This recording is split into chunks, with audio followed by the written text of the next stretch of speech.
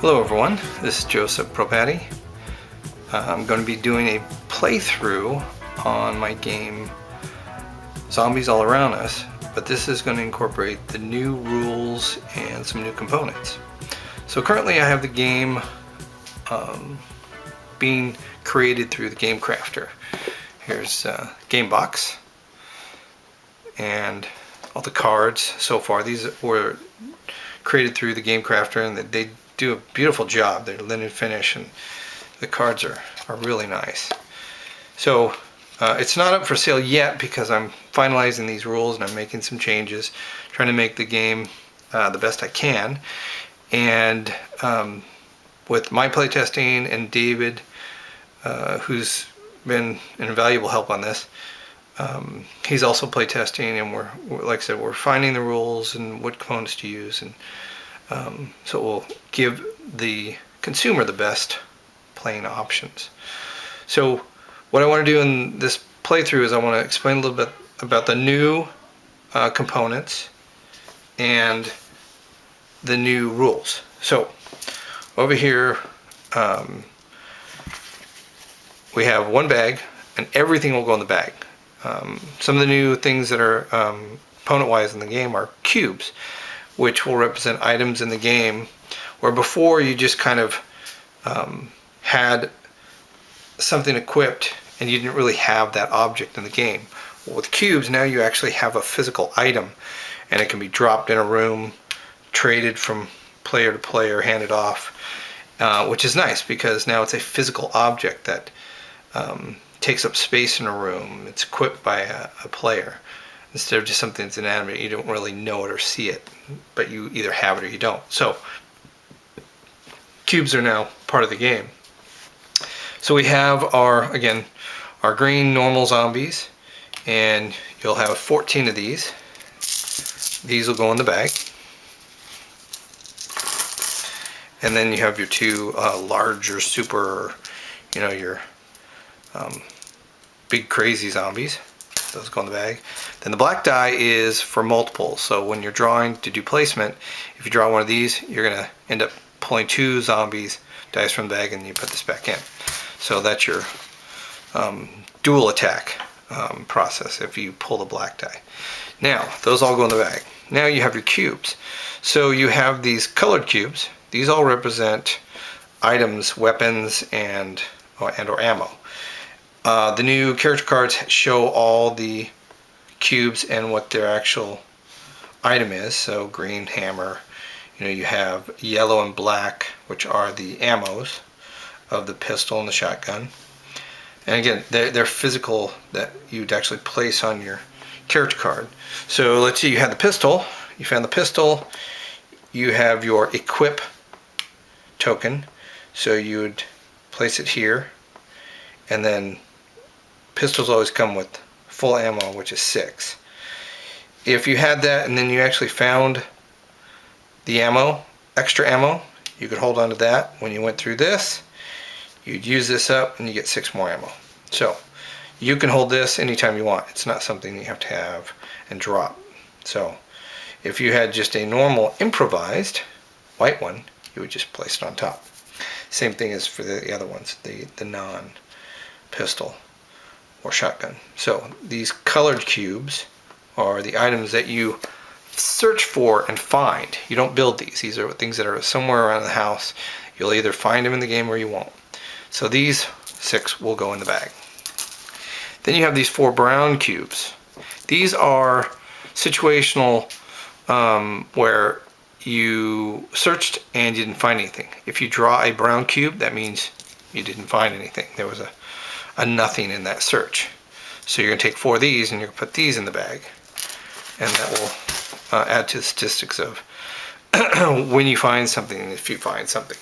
Because as you pull items out and you use them, the browns always stay in, so it makes it a little harder as you're pulling the rest of them out. Now you have these white cubes, and there are 8 of these. These are improvised weapons. So if you build a weapon, you are building an improvised weapon. It's like building means you tore some legs off a table and you put something together and it became a weapon, or you pulled a lamp from somewhere and wrapped cord around it and became an improvised weapon here using. These are finite. These are things that they're in the house somewhere, you're building them, and once they're used, they're discarded out of the game. So you have the ability to use 8 of these, build them and use them during the game. So again, when you build one, place on the character. These are things that can break and then become discarded. So these don't get put into the bag because they're not searched. You build these, so these will stay off to the side. When you build something, you take it, and again, these can be dropped. So you can actually take an action, build it, and just place it right here and not use it. Because remember, a player can only have one weapon at a time. You can only equip one weapon. So if I have one of these, I could build another one, but I just drop it in the room I'm at. So if I'm here, this is where it gets dropped. Or I could drop this, move here, hand this off, go back, pick this back up. So it's one of those things where it can be picked up and dropped, doesn't cost any actions to do that.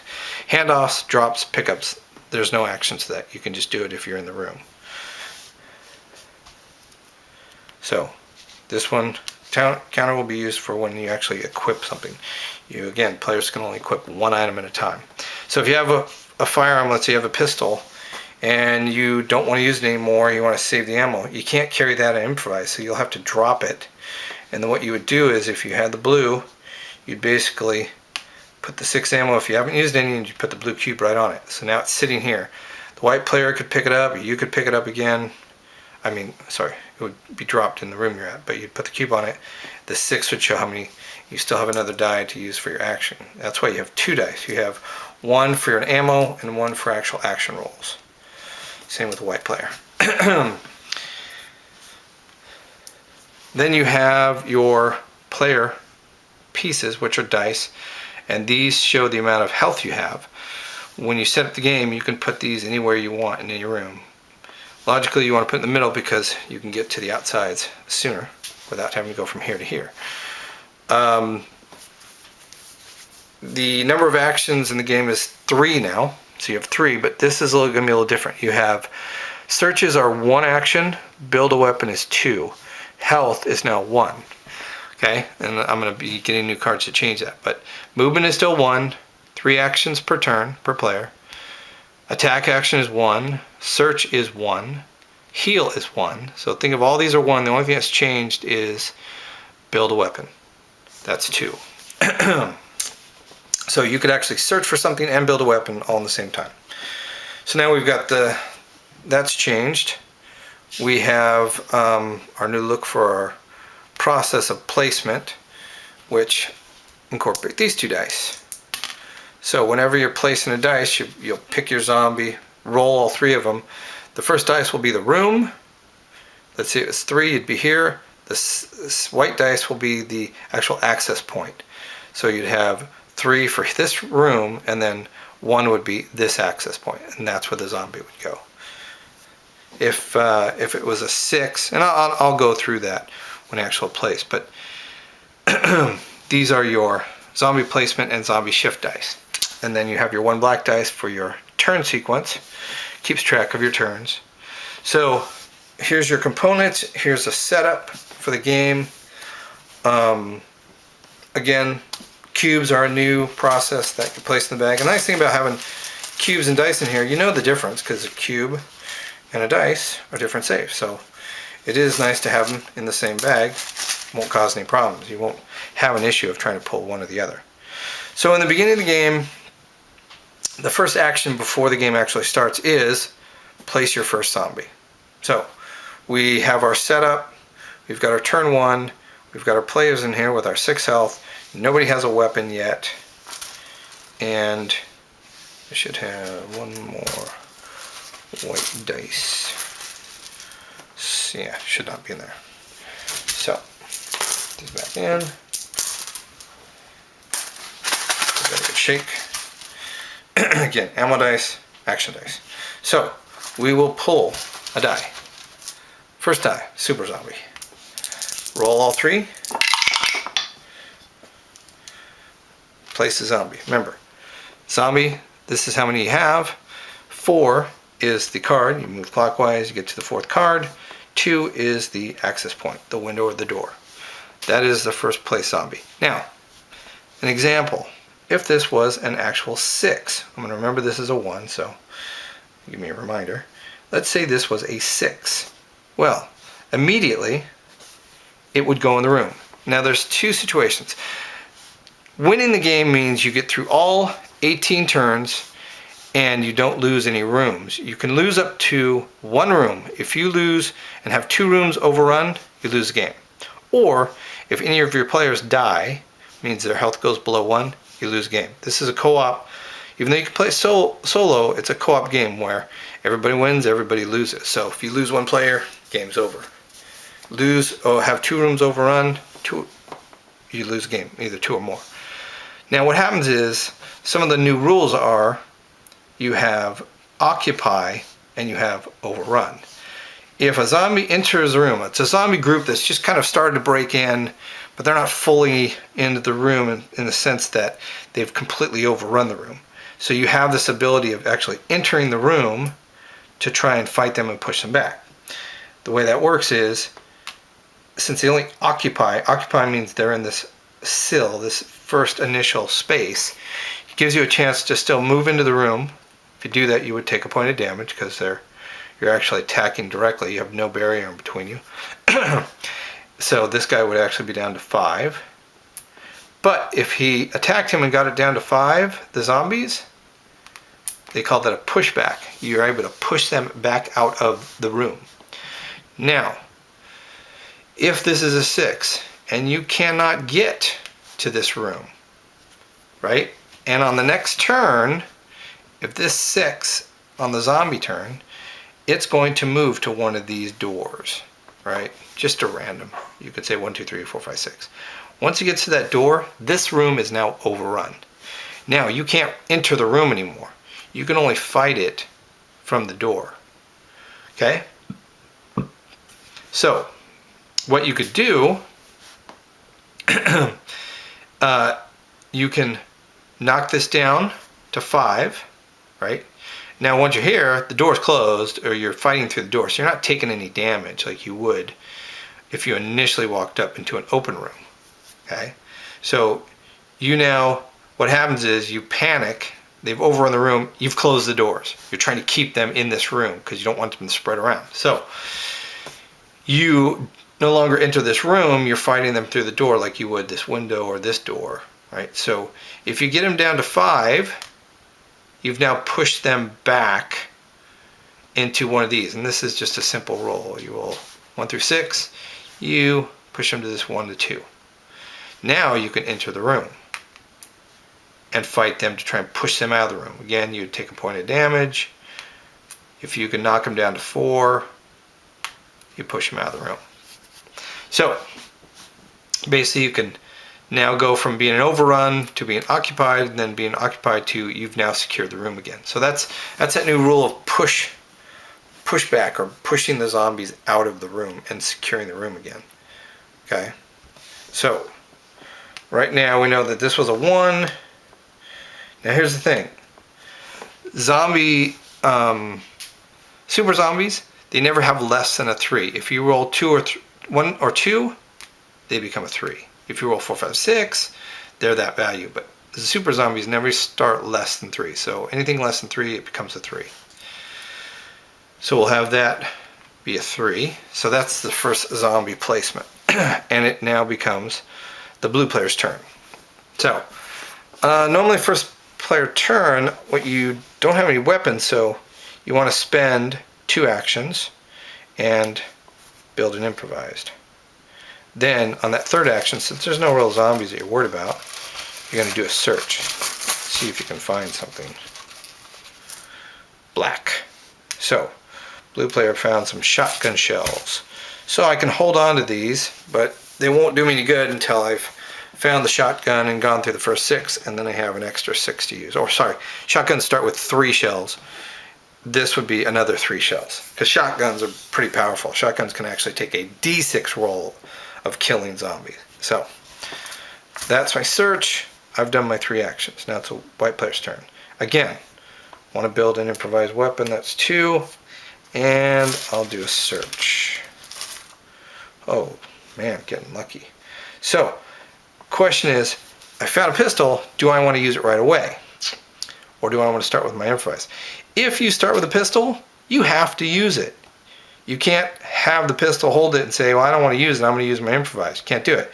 You only can have one or the other, and if you got the pistol, you're going to use the shots. So if you don't normally want to use that in the beginning, or you want to try and save your pistol for the big guys, like the supers, because a pistol round, one round will kill either super or normal, so it's kind of nice.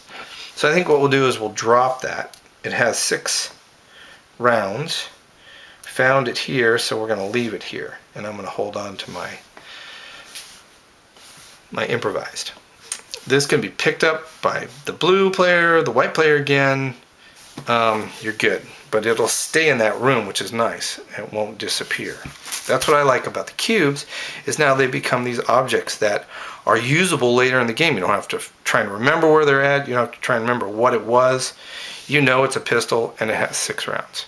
If it becomes an occupied pistol by the blue player, it would just be one of these. Now you have the blue player. It's not so much occupied, but that was the last guy who had it and dropped it. So, but since we had the white player pick it up, or search for it, found it, we'll do it this way. So, white player's turn. He used all 3. So now we go to the zombie turn. First thing you do on a zombie turn, zombie placement. We draw a zombie from the bag.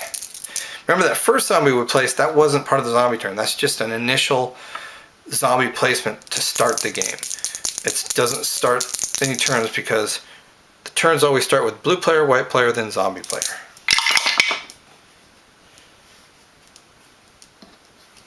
So we have this. So we have 3 zombies, and it starts in room 3 and on access point 2. All right. And we will switch this to 2. Now we're on the second turn. Blue player's turn.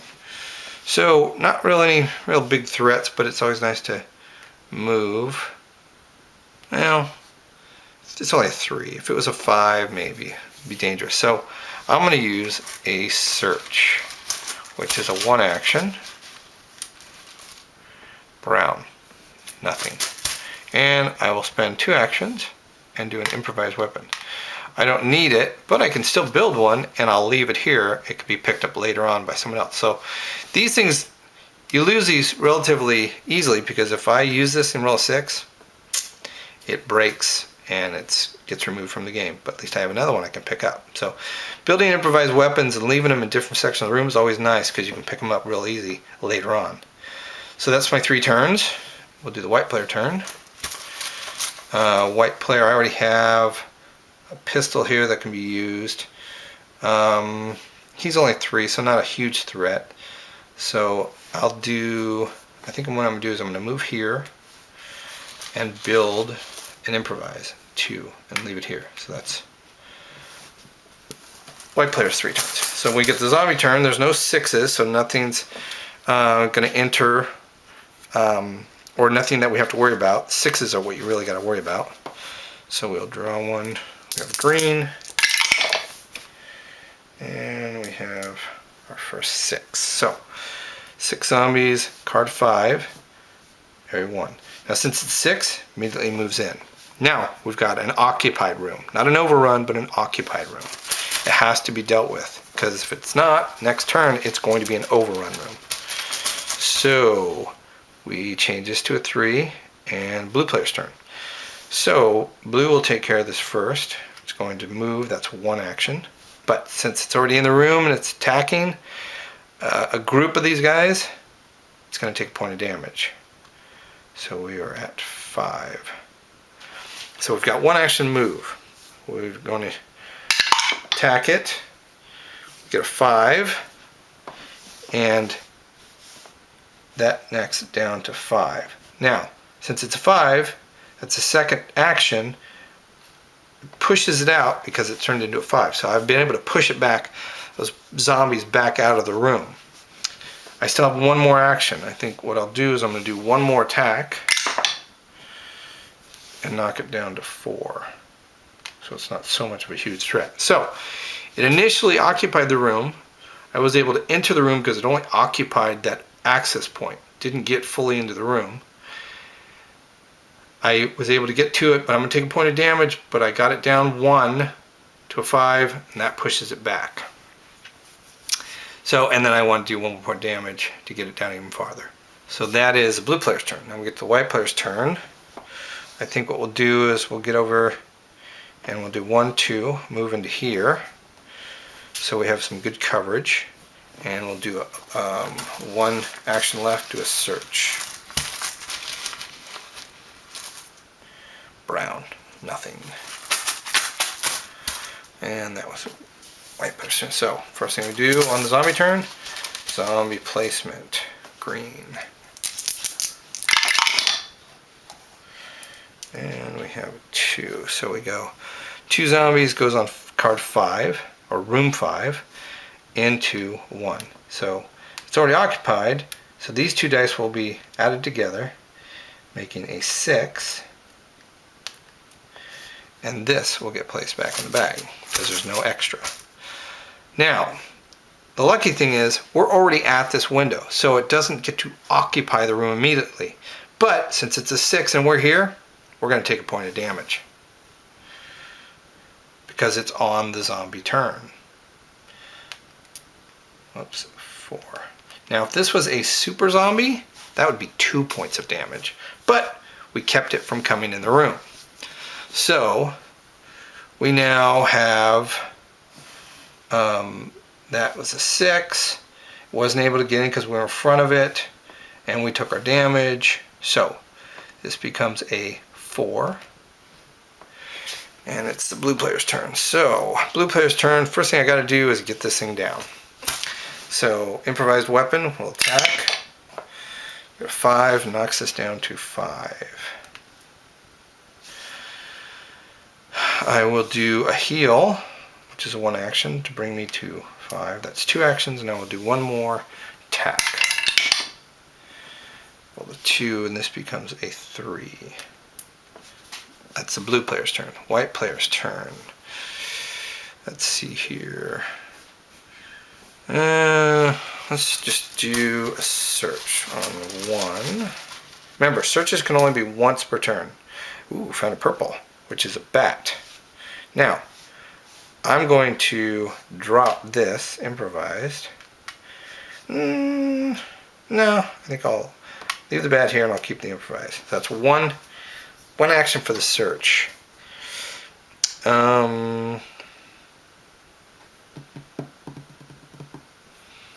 And we'll do 1 action, and I'll go here, that's 2, and I'll attack that. Got a 3, we'll knock that down to 2. If you can get a lot of these guys down to 2s or 1, it's great because it's going to take them a long time to get up to 6. If you see these zombies that are 4 or 5, you deal with them soon. 3 is not too bad. So that is white player's turn. Again, first thing we do on the zombie turn, roll for placement. Oh, black. So what's that mean? We pull 2 dice instead of 1. Okay, and we put the black dice back in, roll for the first one, and we have 5, card 1, area 2. And we do the second one. Uh-oh. 6, 4, and 2. So we have a 6, goes to card 4, into 2. Now here's the tricky thing with different color zombie groups. So if it wasn't occupied, we'd just put the dice there. Since it's occupied, what happens is, and they're different colors, the supers don't move. It causes the normals to shift, but it increases the supers by 1. Now, we don't need to roll for shift because we just use the white die and look on our shift. 2 means it's going to go counterclockwise, so we just move it counterclockwise. It's a 6, so it moves into the room and occupies this room. That is our second placement. So now in the zombie turn, we look and see where is a 6. So unfortunately, the 6 moved in here. That was on the zombie turn. Now, it doesn't go here to here immediately, because it would have to have been here and then on the next turn move. You never have on a zombie placement, and then zombie turn react. So it's kind of like a mixed bag where it happens everything at once when things happen on sixes. Zombie turn, you do placement, and sixes happen at the same time. If I had a 6 before the zombie turn that was here, I would move it into here as an overrun because it went through this whole thing, didn't get stopped. Then I would do my zombie placement. So what you always do on your turn, on the zombie turn, is first before you roll placement, look and see if there's any 6s. If there's any 6s, that means they weren't dealt with, they weren't shifted, they weren't modified, the blue and the white player never were able to stop them, then you have to move them. But if you do a zombie placement and things become 6s, right, and they move in here, you don't say, now it's a zombie turn again, and they overrun. It doesn't work that way. This 6 only has a 1 move. Okay, even though it was here and it did a shift and it moved, it's not like, oh, I placed and now it's a zombie turn. This is all on the zombie turn. You only look at 6s before you roll for placement. Those are 6s that have not been stopped. Those are ones that are going to move. Okay, so this 6 here is an occupied room. It can still be stopped and prevented from overrunning. So now we have a 5. And it's blue player turn. So what we're going to do is blue is going to move here. Right? That's one action. It's moving into here attacking, so that's going to take a point of damage. That's now a 4. But we have 2 actions left. So we have improvised. Roll 5, so this knocks us down to 5 and pushes it back out. I have one more action, and I think I will do another 5, and we'll knock this down to 4. So it's not such a situation where we got to worry about it too bad. And we do have this rifle available at any time, and we have a bat. So that is the blue player's turn. Now we have the white player's turn. That 2 is not too much of an issue, so we'll do 1 to move here, and actually, let me take it back. We're going to build an improvised here, which is 2, and leave it, and do 3 to move here. Okay, now, any 6s? No. So, remember again, right when it turns into zombie turn, look and see if there's any 6s. None, do a zombie placement. Figure out zombie placement, which is 2 on the 5th card into the 4th space. Still no 6s, no shifts. Now we change this to a 6. Now we have a situation where when the turn die turns to a 6, it causes a zombie shift. Now what we do is on a zombie shift, we roll the black and the white dice. This will determine how many zombies shift and in what direction. So in this first zombie, there will be 3 of them. Here, here, and here. So we have a 2, which means 1 and 2 is only 1 zombie shifts, and it will shift in the counterclockwise direction. So to find out which one, we roll these again, and we do it like we're trying to place one. We go to 3. Remember that direction, counterclockwise, because it's going to work with the shift. So we go to 3, and we go to 5.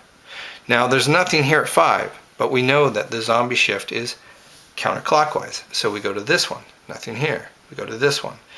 There is a zombie here, so we shift it to here. That's the zombie shift. If there's a zombie in there, we shift it. If it's not, keep going in the direction of the shift until you find one, and then shift it. If it lands on another one, do the addition and continue shifting. Okay? So that's the zombie shift. Slide it up. We're on the last phase of the first 6-hour turn. So, blue player turn. So we've got 4 and a 4 here. Let's do this. Remember, to knock down these zombies. Oh, I don't know if I did that. You need. Oh, if I didn't do that, I'm sorry. To kill one zombie, it takes 2 actions. Okay. So, and I think I did that, so that's not good. So, I will do this. It doesn't cost any actions to move when you're in the room. So, right now I'll take 2 actions with my improvised, 2 attack actions. 4 and 3, so that knocks us down to 3. And if I didn't do it last time, sorry. Remember, a super zombie, it takes 2 actions to kill 1 zombie. If you had a shotgun or a pistol, 1 round would kill a super zombie or a normal zombie. So now I have 1 action left, and I think I'm going to use that to heal. Put me back up to 5. Okay, so that's a blue player's turn. Again, I'm sorry if I need it, but just to correct it, red super zombies need 2 attack actions to kill 1 zombie. So the white player turn. So what do you want to do? This guy, I think we should knock this guy down. So we'll do 1 move, and we'll do an attack. 1, so it knocks to 4. 1 more. And a 3, so it knocks down to 3. That's 3 actions. So we look on here. Are there any 6s? No. We're going to place 1. Plenty green.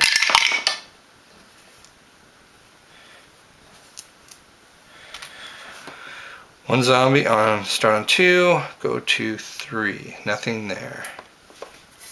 And we shift this now to a 1. And we're in the new phase section. So, blue player turn. Let's see what we want to do. I want to scatter these down. So what we're going to do is move here. Doesn't cost any move action when it's in the same room. But we will do first attack.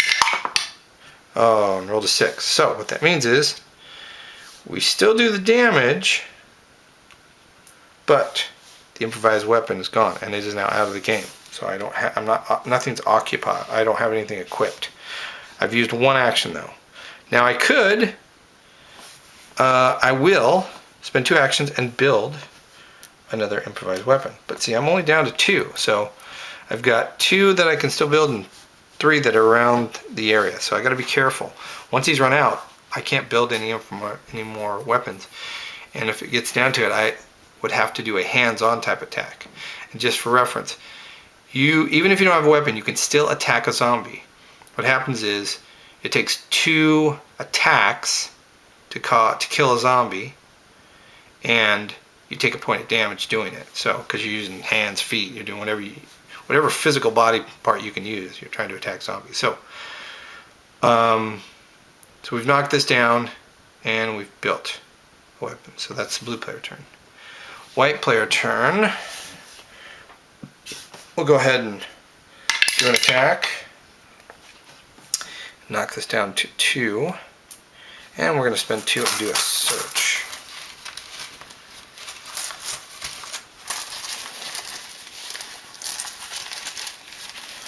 Let's see. Brown. Nothing. Okay. Zombie turn. Any 6s? No. So we'll do zombie placement. And a green one. Uh-oh. Got a 6. So 6 goes on the 1 card and then goes to the 6 spot. But since it's 6, immediately goes inside. Just occupied, not overrun. And didn't land on anything else, so nothing shifts. So this now becomes a 2. So new round phase. Turn 2 of the second phase of the turns. And is the blue player's turn. So got to deal with this 6 right away. So I can either have the blue player turn, do it now, or wait for the white player turn to deal with it. Oh, sorry, that's not the white player. Or have the white player turn, which I will. So I'm going to do this. I'm going to move, get central. That's 1. I'm going to heal. It's 2. And I think I'll just do an attack to knock this down to 1. And we knock it down to 2. And we'll do the white player turn. The white player turn will move here, take a point of damage because it's occupied the room, and I will do my first attack. Now, the move didn't cost anything, so I have 3 actions still available. But since I moved it to him, that's a point of damage. So we have a 5, so this knocks us down to 5 and actually pushes it out the room. We're going to do another attack. 5, knock it down to 4. It's 2, and then I'm going to use 1 to heal. So we're back at 6. Alright, and that's white player's turn. Now we look again. Any 6s? No. Zombie placement. Got a red super zombie. Uh-oh. You can probably hear that wasn't good. A 6. So we take a 6, put it on the 1 card. 3 goes here. And it immediately moves in. Now this is bad because now I have to move into it, and that's going to be 2 points of damage. And I need to get 2 attacks on it to push it back. So that's going to be serious to deal with. So we change this to 3, and it becomes a blue player's turn. Now, this is where this gun is going to come in handy. So I think what I'm going to do, because remember, shooting a gun doesn't take any actions. Just got to get in the room to do it. So I'm going to now drop this and pick up this, which means I now have the pistol with 6 shots. Alright, so that didn't take any actions. So I can go 1, 2, alright, that's for the movement.